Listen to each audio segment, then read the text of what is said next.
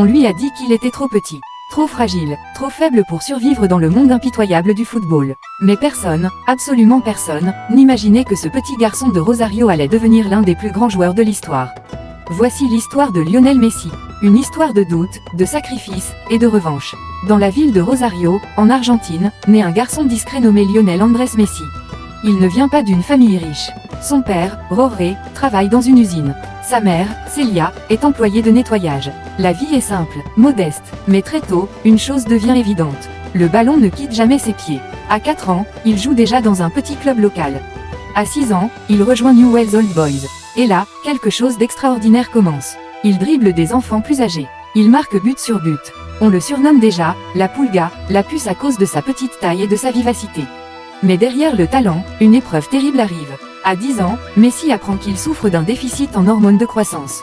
Sans traitement, il ne grandira presque pas. Sa carrière pourrait s'arrêter avant même d'avoir commencé. Le traitement coûte très cher. Sa famille n'a pas les moyens. Plusieurs clubs argentins refusent d'aider. Imaginez un instant, un enfant talentueux, mais condamné par un problème médical. Beaucoup auraient abandonné, mais pas lui. Alors un jour un recruteur du FC Barcelone entend parler de ce petit génie argentin. Après un essai impressionnant, le club décide de prendre un risque. La légende raconte que le directeur sportif aurait signé son premier accord, sur une serviette en papier.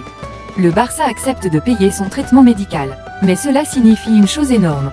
Quitter l'Argentine, quitter sa famille, quitter ses amis. À seulement 13 ans, Messi part en Espagne, seul, timide, dans un pays étranger. Beaucoup de jeunes auraient craqué. Mais lui, il travaille en silence.